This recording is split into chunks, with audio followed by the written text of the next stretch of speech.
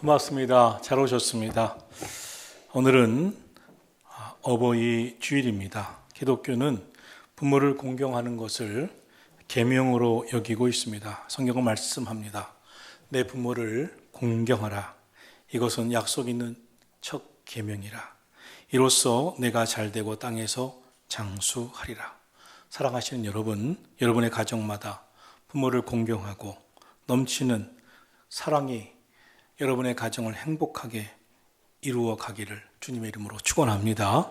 하나님은 여러분을 사랑하십니다. 우리 함께 인사하겠습니다. 사랑하고 축복합니다. 사랑하고 축복합니다. 저는 오늘 가정의 달에 가장 절망스러운 한 가정의 이야기를 전하려고 합니다. 룻기는 부모의 잘못된 선택으로 가정에 큰 비극이 찾아온 이야기입니다. 이렇게 절망적일 수 있을까? 절망적이라고 해도 이 정도로 절망적일 수 있을까 하는 일이 이 가정에 일어납니다. 그러나 놀라운 것은 이 절망적인 이 가정의 이야기가 비극으로 끝나지 않습니다. 하나님의 놀라운 은혜로 이 가정이 회복을 경험하게 됩니다. 저는 오늘 룻기의 말씀과 같은 하나님의 은혜가 저와 여러분의 가정마다 임하기를 진심으로 축복합니다. 룻기는 한 평범한 가정의 이야기가 맞습니다. 그러나 평범한 가정의 이야기로 그친다면 성경에 기록될 이유가 하나도 없습니다. 룻기에 나타난 이 가정의 이야기 속에 우리 인생에 찾아오신 하나님의 은혜의 역사가 있습니다. 하나님께서 이 가정의 삶 속에 찾아오셔서 비극으로 끝날 수밖에 없는 좌절하는 이 가정에 놀라운 일들로 일어나도록 희망을 주셨습니다. 사랑하신 성도 여러분, 오늘 저와 여러분의 삶에도 하나님의 은혜가 임하면 절망에서 소망으로, 슬픔에서 기쁨으로, 불행에서 행복으로 바뀌는 역사가 임할 줄 믿으시기를 예수님의 이름으로 축원합니다. 우리 인생은 우리가 계획하고 예상한 대로 되어지지 않을 때가 많습니다. 전혀 예상하지 않은 일들이 그것도 불규칙하게 다가오는 것이 인생입니다. 어느 누구도 자기가 계획한 대로 다 되었다고 할 수 있는 사람은 없을 겁니다. 예상치 못한 질병이 찾아오기도 합니다. 상상도 못했던 사고가 일어나기도 합니다. 고난도 찾아오는 것이 인생입니다. 그래서 우리의 인생을 이야기하면 저마다 가정마다 숱한 사연들이 있습니다. 룻기의 이야기도 그렇습니다. 나오미라고 하는 여인의 가정 이야기에서 출발하는 이 스토리가 너무나 안타깝고 절망적입니다. 이 나오미는 고향 유대 땅 베들레헴에서 흉년이 들자 남편과 함께 더 나은 삶을 기대하고 모압이라고 하는 이방 땅으로 이주해 갑니다. 그런데 그 땅이 그 가정에게 행복을 주지 못했습니다. 희망이 되지 못했습니다. 흉년이라고 하는 문제를 피해서 왔는데 더 큰 문제가 이 가정에 다가오고 있었습니다. 안타까운 것은 그 더 큰 문제는 시작에 불과했습니다. 먼저 나오미의 남편 엘리멜렉이 이 이방 땅에서 객사합니다. 그런데 성경은 왜 죽었는지를 언급하지는 않습니다. 다만 성경은 하나님의 백성이 하나님 믿는 믿음의 땅을 저버리고 오직 경제적인 이유로 잘 먹고 잘 살기 위해서 이주해 간 그들의 삶에 임한 비극을 통하여 무엇인가를 암시하고 전하려고 하는 것을 보게 됩니다. 남편이 죽자 나오미는 두 아들을 모압 땅에 사는 모압 여인을 통해 이제 장가를 보내고 가정을 꾸미게 합니다. 그런데 두 아들마저 후손을 낳지 못하고 세상을 떠나게 됩니다. 이 가정이 몇 년 사이에 이런 비극이 계속해서 일어났습니다. 그래서 결국 이스라엘에서 이민 온 시어머니 나오미와 이 모압 땅 출신의 두 며느리만 그 가정에 남게 됩니다. 고대 사회에서 과부가 된다는 것은 오늘의 개념과는 완전히 다릅니다. 남성 중심 사회요, 여성은 보호를 받아야만 살 수 있는 사회에서 여성들만 살아간다 하는 것은 참 비극적인 삶이 그들 앞에 펼쳐지는 것이었습니다. 이보다 더 불행한 것이 있을까 하는 미래가 보이지 않는 삶이었습니다. 이처럼 절망적인 이야기가 계속되어 가는데도 룻기는 끝내 비극으로 끝나지 않습니다. 오히려 절망에서 소망으로 바뀌는 역사가 그 가운데 일어납니다. 이유가 있습니다. 하나님의 은혜가 임했습니다. 하나님의 역사하심이 임했습니다. 그리고 하나님의 은혜가 임하기 전에 참 멋진 사람들, 사랑으로 가정을 변화시킨 사람들의 이야기가 있습니다. 사랑하신 성도 여러분, 우리 인생은 변화될 수 있습니다. 그것도 사랑으로 변화될 수 있습니다. 오늘 이 가정이 사랑으로 변화가 됩니다. 사랑으로 회복이 됩니다. 그들은 누구일까요? 첫째로 아름다운 사랑을 보여준 시어머니 나오미입니다. 시어머니 나오미는 젊은 두 며느리의 인생을 위해 각자 길로 가도록 그들에게 자유를 주고 그렇게 행하라고 권유합니다. 자기는 나이가 많지만 아직 젊은 이 며느리들의 갈 길을 열어줍니다. 나오미는 자신을 더 생각하는 사람이 아니었습니다. 자기가 어머니지만 자기 위주의 생각으로 사는 사람이 아니었습니다. 먼저 젊은 며느리들의 행복을 생각해 줍니다. 그래서 그들을 고향으로 친정으로 돌아가라고 합니다. 그는 한 번도 자신이 먼저인 적이 없었습니다. 며느리들이 잘못 들어와 우리 가문이 망했다고 말한 적도 없습니다. 하필이면 이방 여인을 며느리로 맞아서 우리가 벌을 받았다고 말하지도 않습니다. 오히려 이 나오미가 생각한 것은 내가 하나님께 벌 받았다. 하나님이 나를 치셨다라고 자책을 합니다. 참 멋진 시어머니입니다. 문제를 자신에게 돌립니다. 훌륭합니다. 자기보다 오히려 며느리들을 많이 위로하는 것을 보게 됩니다. 고난이 찾아오고 살아가는 삶이 힘들어지면 사람들의 마음은 다 강팍해집니다. 그러면 다른 사람을 배려하지 못합니다. 내가 먼저 잘 살아봐야 되겠다는 생각, 이기심이 발동합니다. 그런데 이 나오미는 달랐습니다. 사실 생각해 보세요. 이 나오미가 며느리들 없으면 아들들도 없고 남편도 없고 뭘 믿고 살아갈 수 있겠습니까? 그녀가 돈이 있습니까? 혼자 살아갈 대책이나 마련했습니까? 아무것도 없습니다. 그럼에도 나오미는 아들들이 모두 요절했고 남편도 주고 자기도 살 길이 막막하기만 한데 오히려 그 자부들 며느리들을 걱정합니다. 나오미는 며느리들에게 고향으로 돌아가라, 친정으로 돌아가라. 이 남편들이 다 죽은 상황에서 나에게는 희망이 없다고 말합니다. 참 그 당시로서는 쉽지 않은 넓은 마음을 가진 시어머니입니다. 그렇게 자부들을 먼저 생각하는 그 마음이 그들 중에 룻을 움직입니다. 그 사랑이 누군가를 움직입니다. 사랑하시는 성도 여러분, 우리 인생이 변화되려면, 인생에 하나님의 축복이 임하려면 희생적인 사랑이 가정을 변화시키고 우리 인생을 변화시키는 줄 믿으시기를 바랍니다. 둘째로 위대한 사랑을 보여준 이는 둘째 며느리 룻입니다. 큰 며느리 오르바는 시어머니의 그 요구대로 어머니 그러지 마세요 하면서도 떠나갑니다. 그러나 그때 둘째 며느리 룻이 룻기 1장 16절에서 나를 돌아가라 강권하지 마옵소서. 어머니가 가시는 곳에 나도 가고 어머니가 머무르는 곳에 나도 머물겠나이다. 어머니의 백성이 나의 백성이 되고 어머니 하나님이 나의 하나님이 되시리다 하면서 시어머니 나오미를 따라 나섭니다. 첫째 며느리 상식적이었습니다. 당연한 선택을 했습니다. 아무도 욕할 사람이 없습니다. 그러나 룻은 굳은 결의를 보이고 신앙 고백적인 결심을 합니다.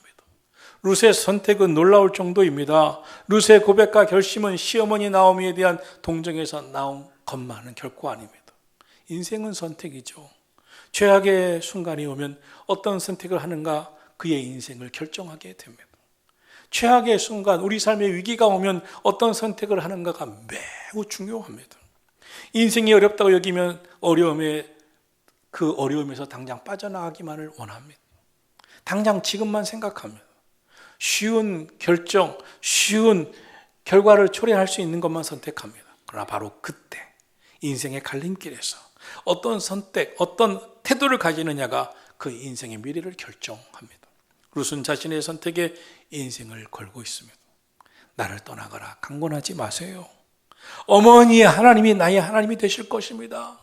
만일 내가 죽는 일 외에 어머니를 떠나면 여호와께서 내게 벌을 내리시고 더 내리시기를 원하나이다. 그는 중요한 선택을 합니다. 성경은 이런 선택의 이야기들이 우리에게 전하고 있습니다. 에스더서에 나오는 에스더. 어떤 고백을 했습니까? 유명한 명언을 했습니다. 죽으면 죽으리이다.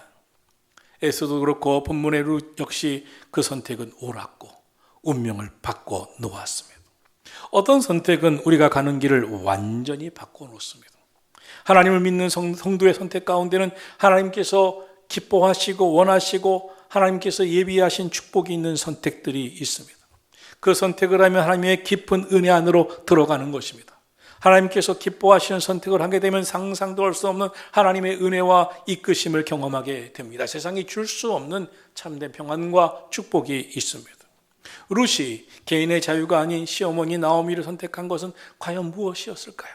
무슨 이유였을까요? 그의 선택은 매우 신앙적 동기에서 출발하고 있습니다. 룻은 시어머니가 믿는 하나님을 나도 선택하고 따르겠다고 결심하고 있는 것입니다. 그 며느리 오르바가 나오미를 떠난 것은 그가 믿는 신으로 돌아갔다고 볼 수가 있습니다. 평소 룻은 이 시어머니 나오미에게서 하나님 믿는 신앙적인 영향을 받았던 것이 분명합니다. 룻이 붙들었던 것은, 룻이 선택한 것은 바로 그 하나님이었습니다.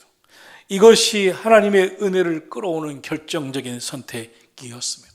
우리 인생에 이러한 선택이 필요합니다. 하나님의 은혜가 있는 곳을 선택해야만이 우리 인생이 복이 되는 줄로 믿습니다.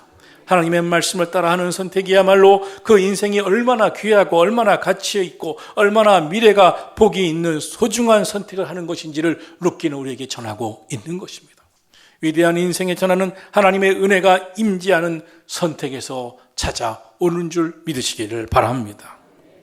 또한 룻의 선택 속에는 사랑이 있습니다. 룻은 끝까지 시어머니를 붙잡겠다고 떠나지 않겠다고 말합니다. 룻이 그 같은 선택을 하는 데 있어서는 이 시어머니, 남편을 잃고 두 아들마저 잃고 절망밖에 없는 이 시어머니를 위한 마음이 있었던 것입니다. 결국 그 사랑이 그 가정을 온전히 회복시킵니다. 사랑하신 성도 여러분, 가정을 소망으로, 절망하는 가정을 소망으로 변화시키는 것은 사랑밖에 없습니다. 사랑이 마음을 움직입니다. 사랑을 보면 마음이 움직입니다. 저게 사랑이지. 저런 사랑 앞에 나는 굴복해야지. 룻의 선택에 사랑이 있었습니다. 사랑하신 성도 여러분, 결국 이 선택이 이 가정을 다시 회복시킨 줄로 믿습니다. 셋째로 따뜻한 사랑을 보여준 이는 소외된 이들을 살필 줄 아는 멋진 보아스에서 나옵니다. 룻기는 타국에서 더 이상 살 희망이 없는 시어머니 나오미가 결국 고향으로 돌아오는 선택을 함으로 새로운 국면에 접어듭니다. 그때 모압 며느리 룻도 함께 돌아옵니다. 이 모습은 룻기의 끝이 아닙니다. 고향을 떠난 시어머니 나오미가 처절하게 혼자가 돼요. 그것도 아들들 다 죽고 모압 며느리 룻과 함께 돌아오는 모습을 이 베들레헴 사람들이 볼 때 참 처량해 보았습니다. 그러나 이 이야기의 끝은 그렇게 처량하지 않습니다. 놀랍도록 웅장합니다.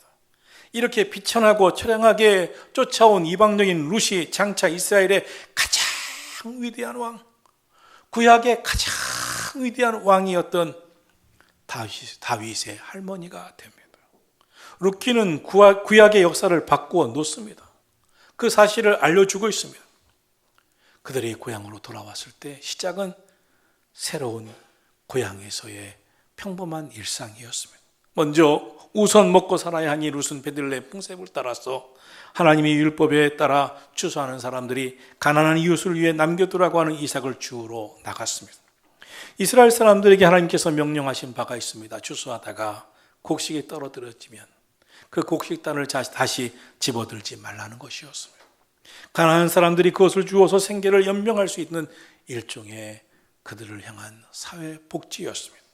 룻기는 훗날 이스라엘 백성들이 특별한 절기에 읽던 5권의 책 중에 하나로 전해지고 있습니다.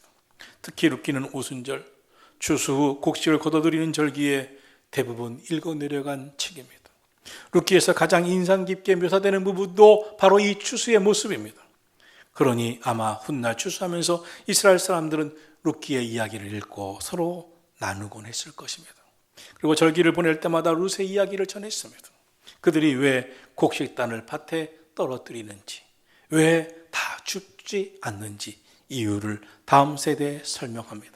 아이들은 물었습니다. 왜 추수하면서 아까운 곡식단을 땅에 버려두고 지나가나요? 그때 어른들은 대답합니다. 추수할 때 곡식단들은 조금씩 남겨두는 것이 가난한 사람들이 그것을 가지고 먹고 살 수 있게 해주는 것이란다. 먼 옛날, 우리의 먼 옛날, 우리가 잘 알고 있었던 그 위대한 다윗 왕의 할머니 룻도 그렇게 해서 살아갈 수 있었지. 그래서 우리의 위대한 왕 다윗을 낳을 수 있었던 것이야. 그러니까 우리가 추수하는 곡식단을 왜 밭에 떨어뜨리고 그냥 줍지도 않고 와야 하는지 너희들은 이해해야 한단다. 그 곡식단을 가져가는 사람들, 그 사람들을 홀대해서도 안 된단다. 그들 역시 하나님의 사랑하는 자녀예요. 그들 가운데 하나님께서 귀하게 위대하게 쓰시는 인물들이 또 나올 수 있기 때문이란다. 이런 교훈이 그들 사이에서 전해지고 또 전해져 왔던 것입니다. 한번 상상해 보세요. 유대 땅 베들레헴 큰 대농장에 그 집안의 사람들이 곡식을 추수하고 있었습니다. 그 대농장에 일꾼들이 한 줄로 서서 이 곡식을 추수해 갔습니다. 그런데 저 멀리 그 일꾼들이 추수하는 모습을 바라보고 있었던 사람들이 있었습니다. 그들은 사회적 약자였습니다. 살아갈 힘이 없었던 사람이었습니다. 고아와 과부, 병자들의 삶, 고달픈 사람들의 삶이었습니다. 그들은 밭에서 추수하는 이들이 지나간 자리로 다시 들어가 그들을 따라가 이삭을 주었습니다. 그들의 저녁을 위해 이삭을 주었습니다. 바로 그곳에 모압 여인 룻도 함께 이삭을 줍고 있었습니다. 그런데요, 여기에 하나님의 은혜의 역사가 일어나기 시작합니다. 룻이 이삭을 줬던 그 밭은 그 지방의 가장 유력한 사람 보아스의 땅이었습니다. 보아스는 나오미의 가정과 매우 가까운 친척 관계였습니다. 기업을 물을 자였습니다. 가장 인자한 사람이었습니다. 믿음의 사람이었습니다. 그러니 보아스의 눈에 나오미의 며느리 룻의 모습이 더 두드러지게 보였습니다. 보아스는 나오미의 가정을 정말 돕고 싶었습니다. 그리고 모압에서 온 며느리 룻이 그렇게 헌신적으로 일하는 모습을 보면서 예사롭지 않게 느껴졌습니다. 저의 가정을 사랑으로 자비로 대해야 된다. 더 은혜를 베풀어야 된다. 그래서 보아스가 룻에게 이렇게 말합니다. 이스라엘의 하나님 여호와께서 그의 날개 아래에 보호를 받으러 온 내게 온전한 상 주시기를 원하노라. 시어머니를 따라 믿음의 선택을 하고 온 룻에게 얼마나 중요한 필요한 말이 되겠습니까? 그러자 룻이 룻기 20장 10절에서 대답합니다. 어찌하여 내게 은혜를 베푸시며 나를 돌보시나이까. 은혜는요, 만남을 통해서 일어납니다. 보아스는 나오미와 룻에게 거의 유일하게 도울 수 있는 가장 유력한 사람입니다. 그런데 하나님께서 룻이 이삭을 주우러 간 밭이 때마침 보아스의 밭이 되게 하셨습니다. 그리고 다른 날은 거의 그런 일이 없었는데 그날따라 보아스가 추수하는 밭에 나타났습니다. 그리고 보아스의 눈에 룻이 아주 특별하게 느껴지는 마음으로 보이게 됩니다. 그의 눈에 헌신적인 룻의 모습이 강력하게 돕고 싶은 마음을 일으킵니다. 하나님의 이 신기하고도 놀라운 만남을 주선하십니다. 이 가정에 소망이 비추기 시작했습니다. 이 가정에 놀라운 일들이 일어나기 시작했습니다. 우리의 인생에 복된 삶을 이끌어 가시는 분은 하나님이십니다. 우리의 인생의 삶의 중요한 역전의 순간마다 하나님이 함께 하심을 믿으시기를 축원합니다. 룻이 고백합니다. 왜 제게 은혜를 베풀어 주십니까? 은혜는 무엇입니까? 우리의 삶의 일상 속에서 하나님이 개입하심으로 일어나는 놀라운 일들입니다. 기가 막힌 놀라운 일들이 우리 삶 속에 일어나는 그 일, 예상치 못한 놀랍도록 적절한 그 시간에, 예상하지도 못한 그 뜻밖의 장소에 하나님의 역사가 일어나는 그것이야말로 은혜 중에 은혜입니다. 하나님이 하신 일이 아니고서는 해석할 수 없는, 하나님이 하신 일이 아주 분명한 일이 이 가정에 일어난 것입니다. 사랑하시는 성도 여러분, 오늘 저와 여러분의 삶 속에서 이 놀라운 주의 은혜가 함께 하실 줄로 믿습니다. 누가복음 5장에 보면 베드로가 밤새 물고기 한 마리도 잡지 못하고 허탈하게 그물을 싣고 있는 일상 속에 주님이 찾아오셨습니다. 그리고 뜬금없이 깊은 곳에 그물을 내리라고 말씀하셨습니다. 평생 어부로 살면서 이 갈릴리 호수의 전문가였던 어부 베드로는 어이가 없었으며 고기가 잡히지 않는 시간, 고기가 잡히지 않는 그 장소에 그물을 내려라? 이것은 분명 헛수고일 뿐입니다. 그러나 그는 이렇게 말합니다. 고기가 잡히지 않을 것은 분명하지만 말씀에 의지하여 그물을 내리리이다 하고 내려봤는데 그 어떤 사람도 어떤 어부도 생각하지 못했던, 상상하지 못했던, 평생 고기 잡은 어부 이 베드로가 느끼지 못했던 일이 바로 그 시간 그곳에서 일어납니다. 두 배도 가득 차고 넘치는 고기가 잡힙니다. 그래서 베드로는 곧바로 이 바다에서 들어와 예수님 무릎 앞에 엎드립니다. 나는 죄인이로소이다. 내가 당신을 의심했나이다. 내가 당신을 불신했나이다. 그렇게 하여 예수님과 베드로가 만납니다. 그리고 예수님은 평생 고기 잡던 어부 베드로를 사람 살리는 어부가 되게 하신 줄로 믿습니다. 우리 인생에는 하나님의 은혜로만 해석될 수 있는 그런 운명적인 만남들이 있습니다. 그런 만남이 성경에 또 있습니다. 아기 모세의 울음소리가 너무 커졌습니다. 이 당시 애굽 땅에서는 히브리 남자아이가 태어나면 다 죽이라고 산파들에게 명령하던 때였습니다. 그러나 아기 모세를 낳고 나서 그의 부모는 이 아기를 차마 죽일 수가 없었습니다. 몰래 3개월을 키웠습니다. 그런데 울음소리가 너무 커졌습니다.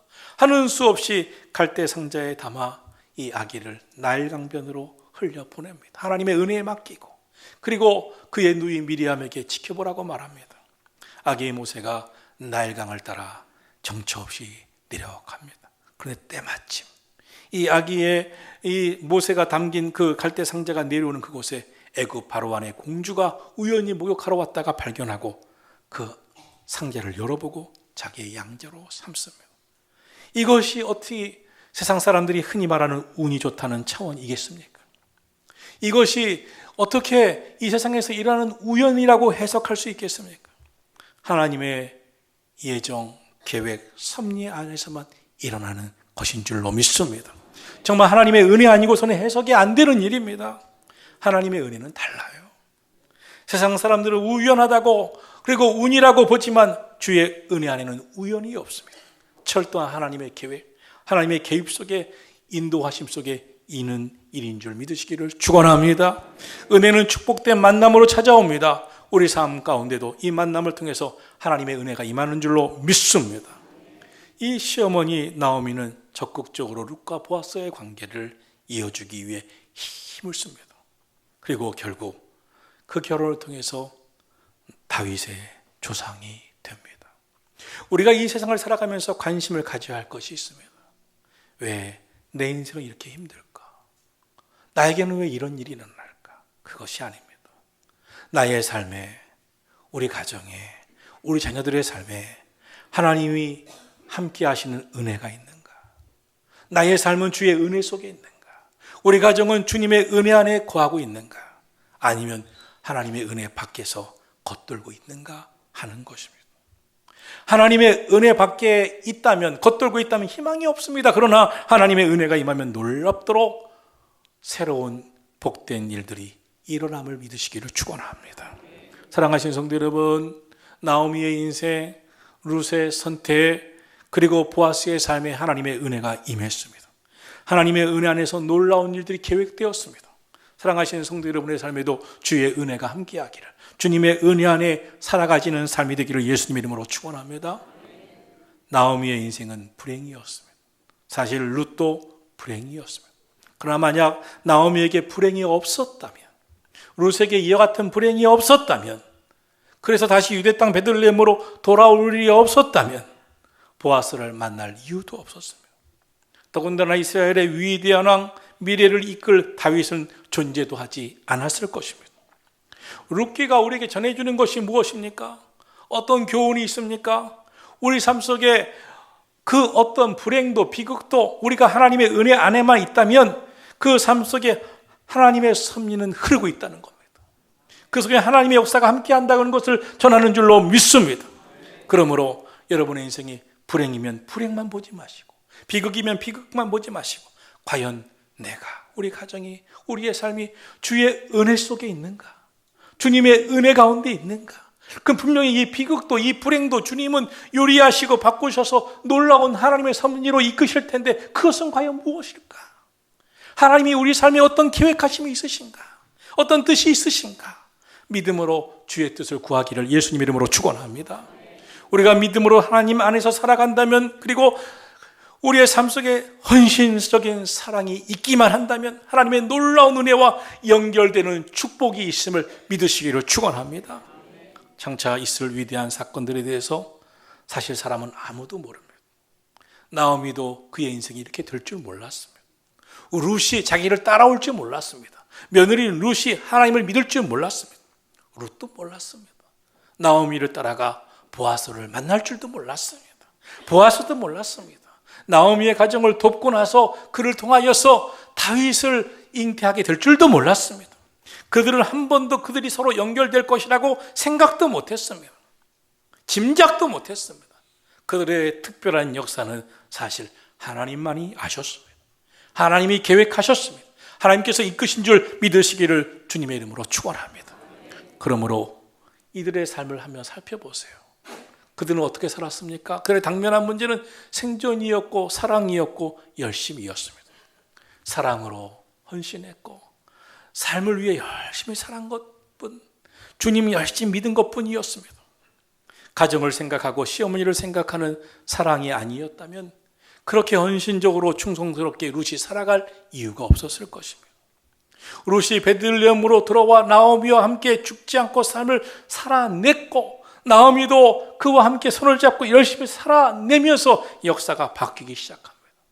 사랑하신 성도 여러분, 오늘 저와 여러분의 인생에 아픔이 있다고 한들 여러분의 삶에 기도가 항상 끊어지지 않고 살아있기를 예수님의 이름으로 축원합니다. 우리에게 기도가 살아있으면 하나님이 놀라운 방법으로 우리의 삶을 연결해 주시고 이끄셔서 하나님의 은혜로 축복해 주실 것을 믿으시기를 주님의 이름으로 축원합니다. 마지막으로 룻기에 나오는 것은 나오미와 모압 여인 룻, 그리고 보아스 이상으로 멋진 사람들입니다. 바로 유대 땅 베들레헴 사람들, 그들 공동체입니다. 어느 성경학자는 룻기를 설명하면서 이 베들레헴 공동체가 결국 다윗이라고 하는 위대한 왕을 만들었다고 표현을 했습니다. 참으로 재미있는 사실은 이 이방적인 룻이 보아스와 결혼한 후에 보이는 베들레헴 사람들의 반응입니다.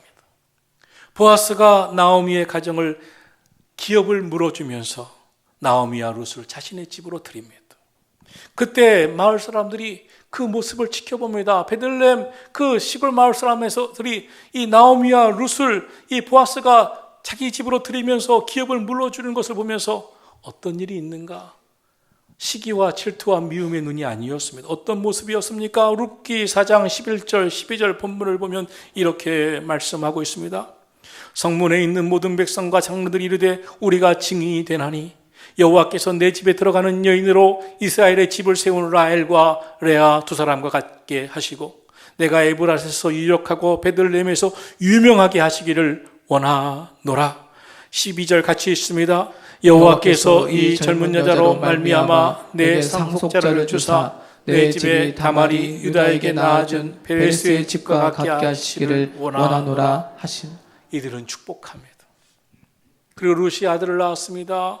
마을 사람들은 한결같은 마음으로 이렇게 축복합니다. 14절 15절을 같이 읽겠습니다. 여인들이 나오미에게 이르되 찬송할지로다. 여호와께서 오늘 내게 기업 물을 자가 없게 하지 아니하셨도다. 이 아이의 이름이 이스라엘 중에 유명하게 되기를 원하노라.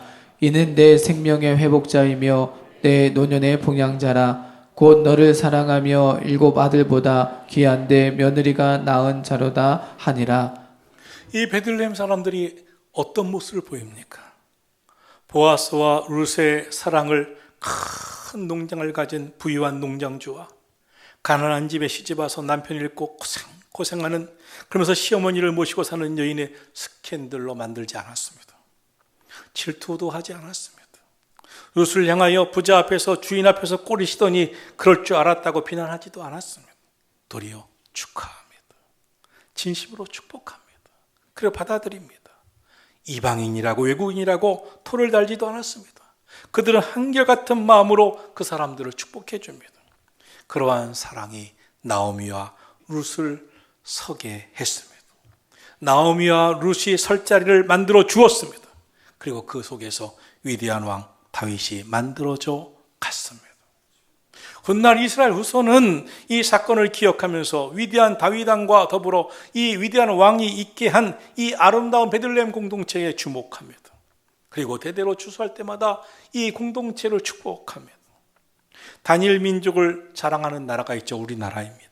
그러나 우리나라보다 더 민족성을 자랑하는 나라가 이스라엘입니다. 이스라엘만큼 선민의식을 강조하는 나라도 없습니다. 그런데 그들의 족보에, 그 아브라함의 족보에 모압이라고 하는 나라에서 온 이방 여인 룻의 이름이 빛나고 있습니다. 이 룻의 이름이 그들의 자랑이 되었습니다. 이것은 그들의 너그러움입니다. 그들의 사랑입니다. 베들레헴 사람들, 이 마을 공동체는 어떤 사람들입니까? 사람을 살리는 공동체입니다. 이 사람들은 사람을 살리는 사람들이었습니다. 베들레헴의 이 아름다운 공동체처럼 아름다운 공동체가 필요합니다. 서로 따뜻하게 배려하고 서로를 위해 기도해주고 서로를 위기에 처한 이들을 너그럽게 대해주고 살려주는 사랑하는 공동체, 살리는 교회가 되기를 축복합니다. 우리나라 살리는 나라가 되어야 됩니다. 서로 죽이는 나라가 되면 안 됩니다. 지금 수천 명이 모이는 교회 담임 목사가 되신 어느 목사님의 간증입니다. 이분은 지리산 자락의 시골 마을에서 태어나 교회와는 상관없이 살아갔습니다.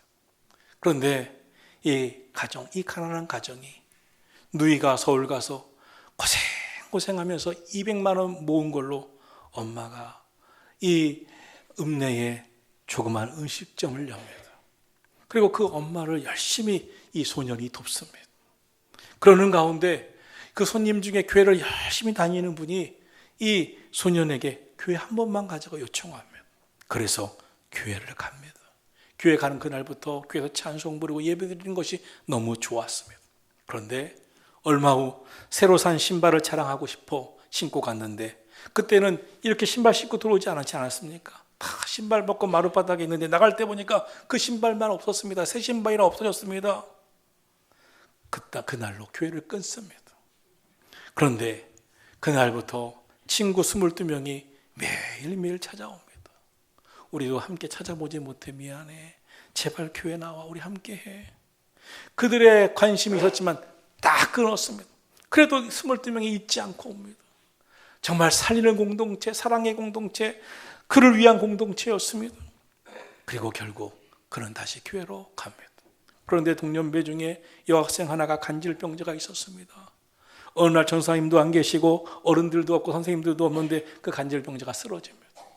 그때 이 아이가 열심히 교회 다니면서 느꼈던 마가복음 9장 그 말씀이 생각이 납니다.